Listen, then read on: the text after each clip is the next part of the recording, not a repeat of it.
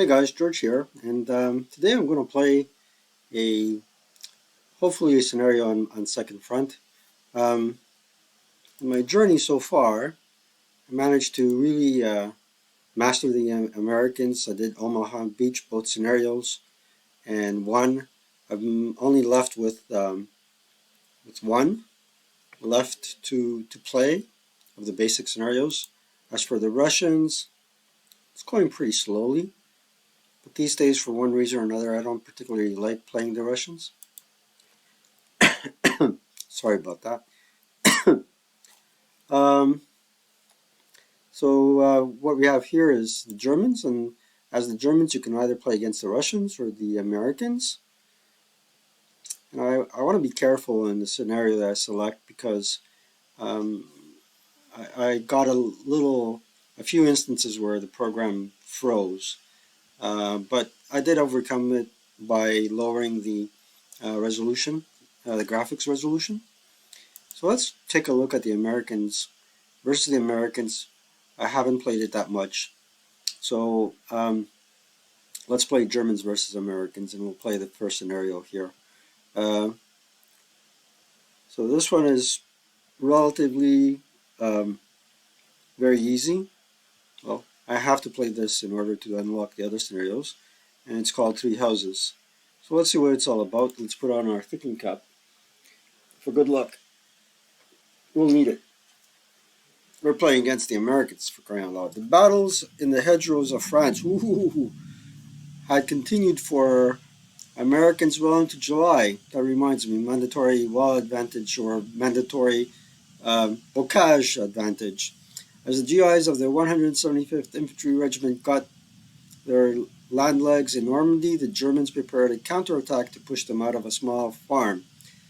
Uh, the hardcore paratroopers of Fallschirmjäger Division 3 moved against them to regain a tactical advantage.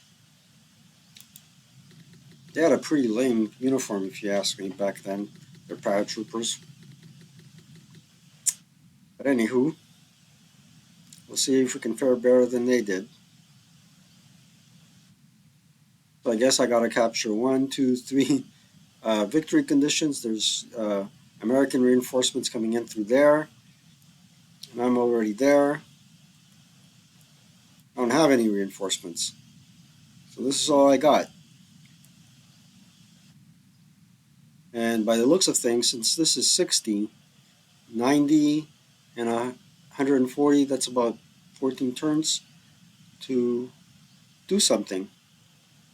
All right, let's do something. Let's, well, I do have reinforcements, so let's wait until what happens and see what happens with reinforcements. Just gonna move them, try and move them gradually, because this noodle here kind of gives you just the shortest distance, and sometimes you just don't want the shortest distance. Yeah, you want to move them precisely to where you want, so you just right click where in short bursts, and right click again to bring them exactly where you want them.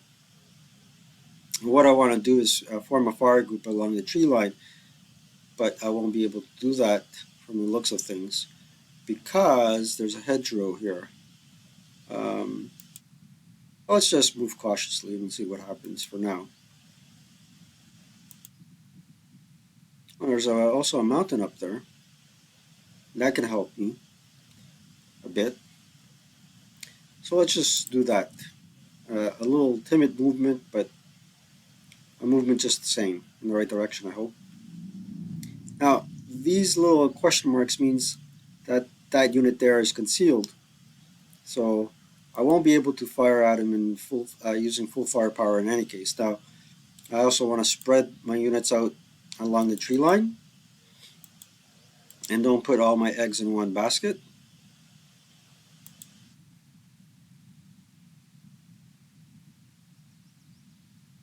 You don't want our eggs to crack. There we go. So I presented a target to the AI. Let's see what he's going to do with that.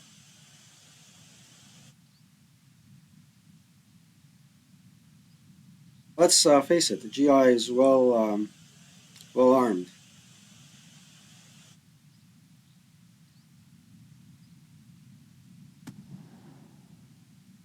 He unconcealed himself, and it shows that there's a leader and a squad there. And if I hover over the unit, I see a regular squad, and Colonel Williams is there. But his star is not golden, which means he's not going to fare too well. I could shoot back. My leader is better than he is, so he should fare much better. Nope. Oh well. At least now what we know what we're up against.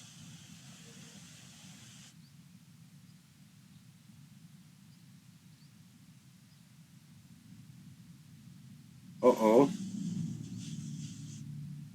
Turn two. On turn two, let's be a little bit more audacious.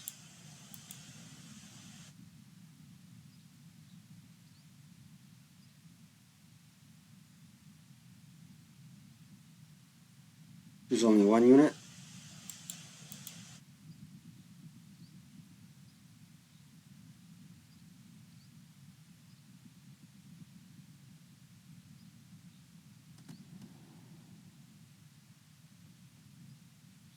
Nothing's happening there. Alright. I'll most likely fire back at my leader and my squad. Tet at tet. Okay, now let's move them up.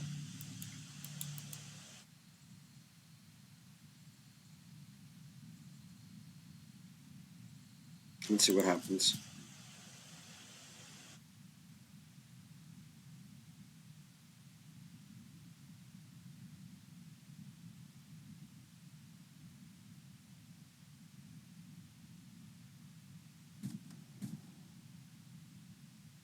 Well, that's called a misfire as far as I'm concerned because now we got the beat on him. Ha ha, we did.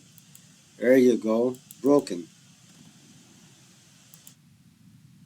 That means he might have to route from that location. If he does, the first victory location will be mine, mine, mine. Next phase. Escape. And he does route. It was the leader that broke. Or this guy, fellow squad, just pinned.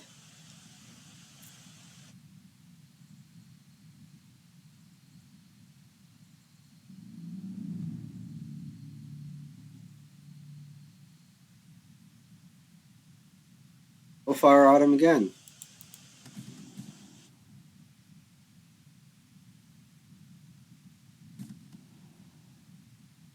Pinned. That'll give me some leeway. We'll crawl into there. He fires. He breaks me. That sucks.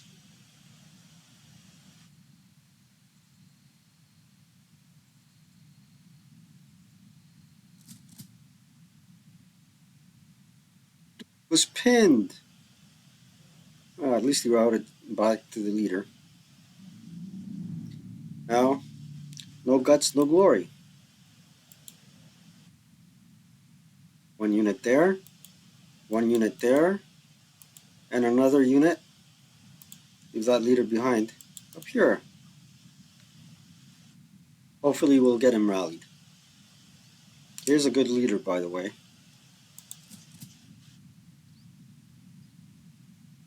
And we rallied.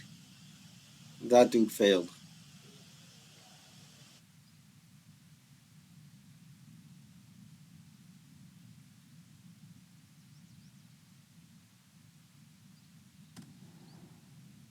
Pinned.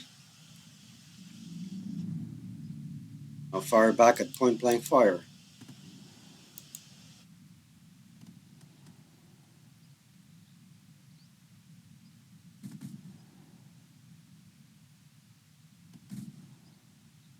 And everything's ineffective.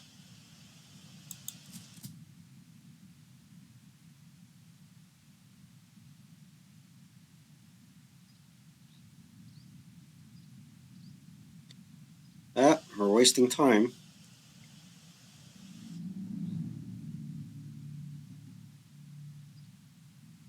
Now, whether he likes it or not, we're going to advance into close combat with them.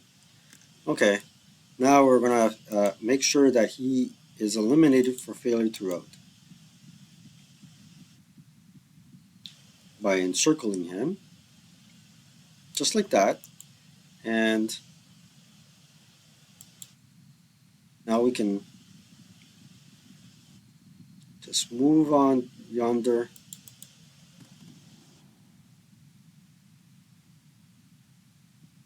See how well we can manage here. Ooh, that's a pretty awesome leader over there. Shoot back at him there as well. This guy will be able to rout away.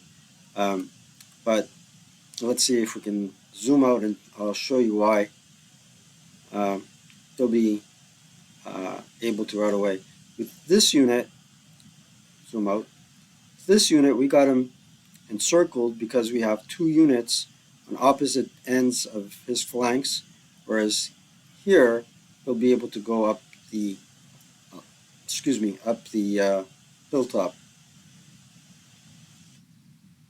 But this is going to be slim pickings because we'll be able to get him, whether he routs or not. Okay, let's move it, move it.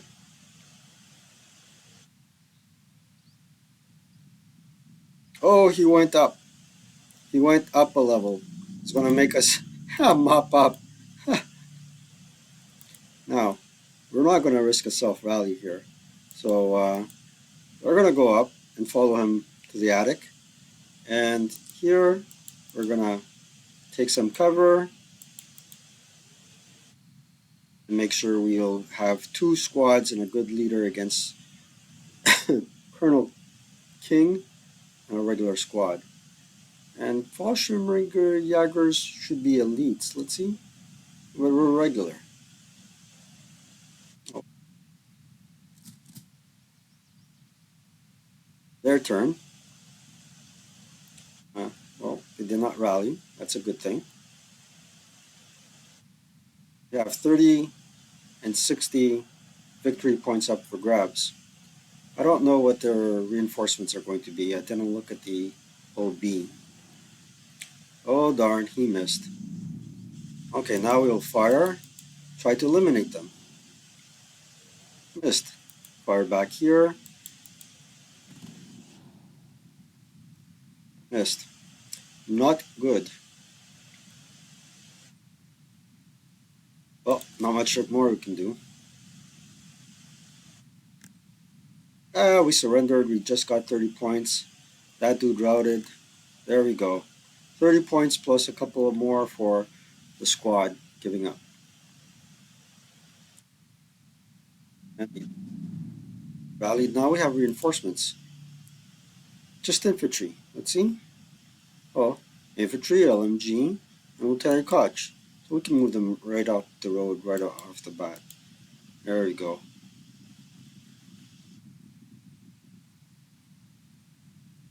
Now let's remember, don't put your eggs all in one basket.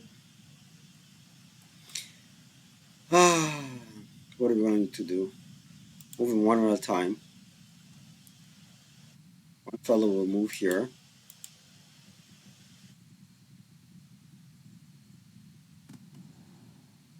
We drew fire and we survived. That's a good thing because the other thing we can do is if they have expended all their firepower, we can advance right up to them and try and take the townhouse.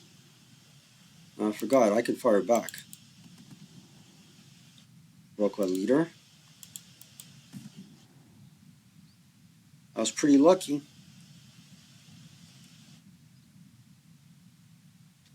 Let's see what we can do with our leader. We should be able to go right in the house and fire upstairs.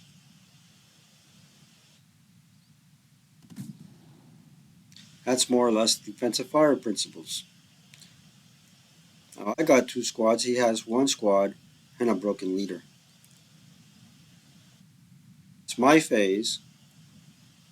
So what that means is that I'll advance into close combat and most likely win. But there's one troublesome thinking here. So I got reinforcements. They just came in. I still have some more, otherwise that arrow would have disappeared. And he has something coming up for grabs. Ideally, I want to get the LMG here up the road as far up as I can. And they're all regular troops. None of them are elites. And what's happening here that is usually not the case is my best leader is actually leading the attack. So that's pretty good. We'll have to leave a reserve in the rear just in case he has a very um, um, they just a mobile force of reinforcements. They just kill the leader. Nasty Germans. Okay, up you go, guys, into close combat. Now let's go claim wall advantage, mandatory wall advantage, because we're in open ground. These fellows up. They are be moving. We'll just hold this building with one squad and move the rest up. Let's see what happens now. Melee phase. No! Oh, good. Oh, good. Oh, good. We did win the close combat. Now we got 80 points, 87 with all of the KIAs. And the next house will be 100 points. Oh, it's just infantry. We'll take care of the infantry. And they're advancing from one direction. Yep, no more reinforcements for them. Lots of reinforcements for me. I don't have any fire because none of my units are outlined in blue.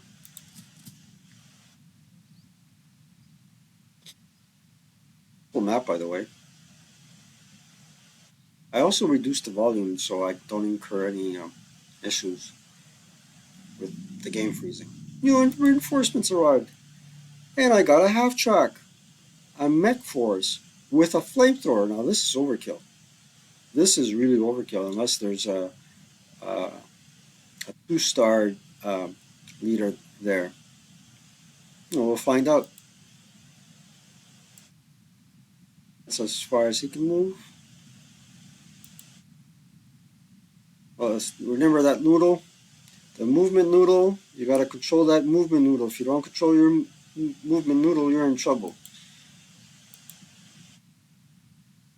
I want to, retain cover. Nope, don't move back. And really just another 2 squads of reinforcements. Just to be on the safe side, I am going to move one squad as a reserve into that building. The rest of the kit and caboodle, I'll just move up to there.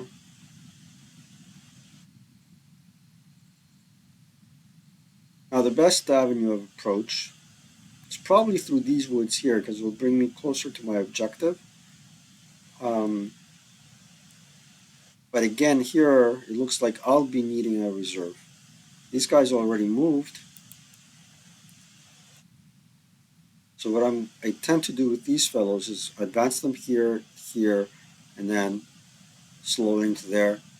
Give them a target, bait them into unconcealing and shooting at me.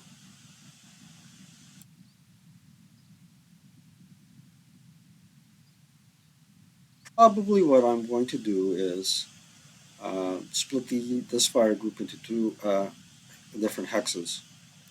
Again, I'm not putting all my eggs in one basket. I nearly forgot about my half track.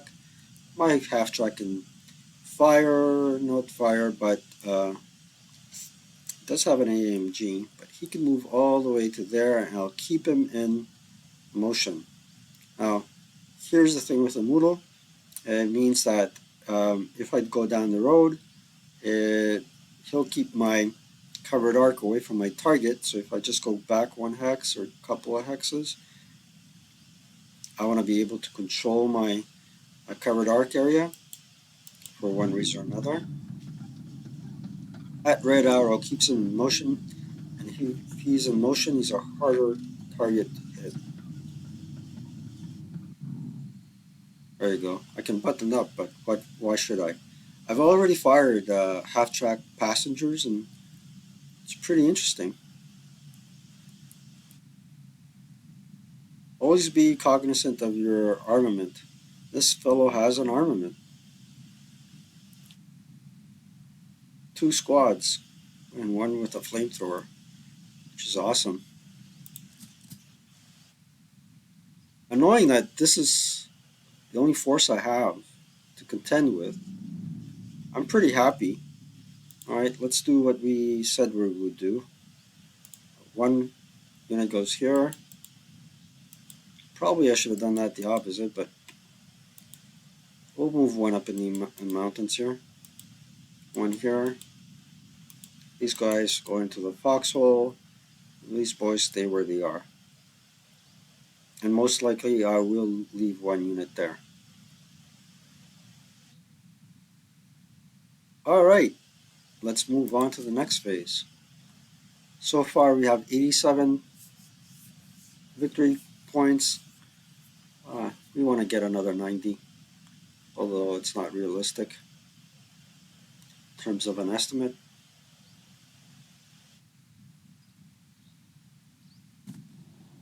Here they are firing, unconcealing, another squad with the leader, but I really have to get rid of these guys. And also far all I can see are these units that broke. Haha!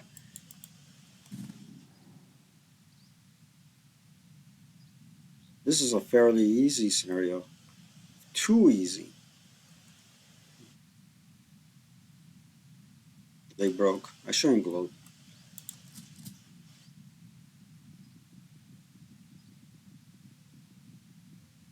I shouldn't gloat at all. I also wounded the leader. Oh no!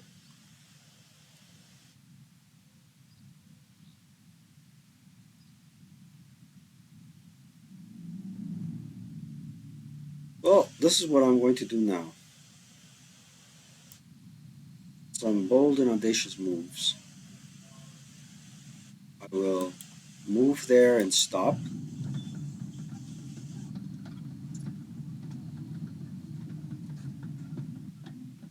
And unload my passengers. Fire there. Fire everywhere. Got him. This is what we call DM'd or desperation morale. They were broken, fired upon again.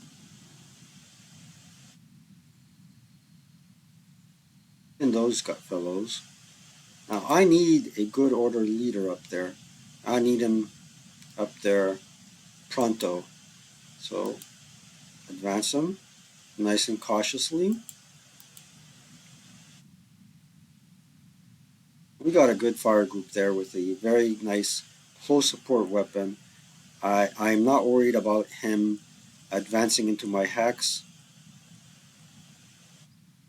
uh, because because if he does, I stand a good chance of winning the close combat role. So let's move this squad up to the heights, and what they will do is cut off any retreat that they may have, and probably go in there and harass them as well. So let's do the same thing with this squad. Up you go, up and over. I wish you could move more. Now, ultimately, we will put one squad as a guard in there, in that building, in case the Americans want to become wise guys. These fellows will advance to there and move into that hex in the advance phase instead of incurring fire from these squads. They're all loaded with Tommies, and they have 8 firepower factors, I believe, or is that 8 range? Regular 0, regular 4.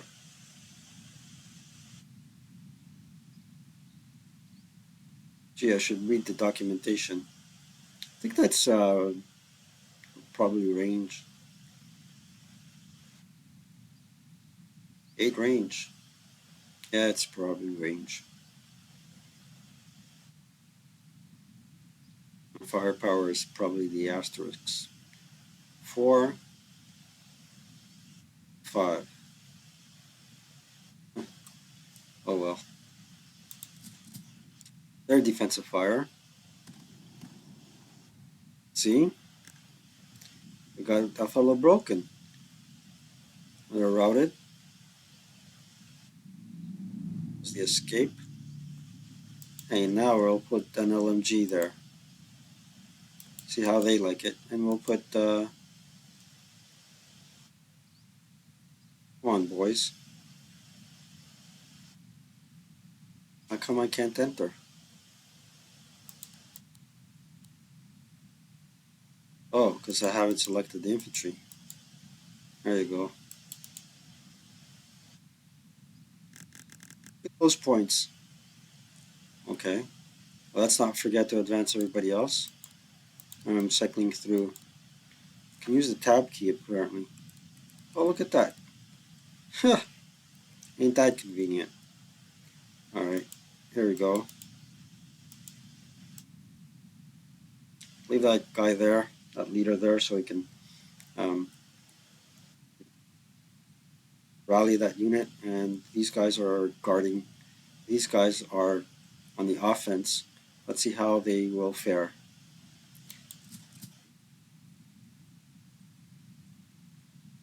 Geez, it ends. Victory. My first German versus American uh, playthrough. Even after weeks of fighting, the Fallschirmjäger were said by an American officer to be the best damn soldiers I ever saw. The Fallschirmjäger had just moved. Oh, the Fallschirmjäger had just moved in from Brittany and had no chance to prepare defenses. Their system of absorbing American attacks and then counterattacking to reclaim targets of tactical importance proved to be quite effective against Americans who were still learning bitter tactical lessons. So the Germans wrote the book on the tactical tactics. The Fallschirmjäger could inflict grievous casualties on Americans before it became necessary for them to pull back. The Americans would get their revenge later when the third was almost completely wiped out in the Falaise pocket. Too bad. So we got one example there of how you can encircle a unit and eliminate them, not by firing at them, simply by breaking them, breaking their morale, and not allowing them to rout away. And when they fail to rout, they're eliminated. We showed how we can use movement to draw fire, but at the same time retain cover so your enemy unconceals. Get rid of those question marks, and then throw them the 1, 2, 3. It happens. Now, granted, we played a very easy scenario, but we got to get through it. And I'm pretty sure, in terms of scores, I'm 214. Let's see what happened. We can't see the number 1. 214. Yeah. Too bad we can't see number 1. And I'd like to see how much number 1 got. Oh well. So victory at hand. Again, you know, playing the American was really fun, very challenging, but you can do Omaha. If I can do it, anybody can.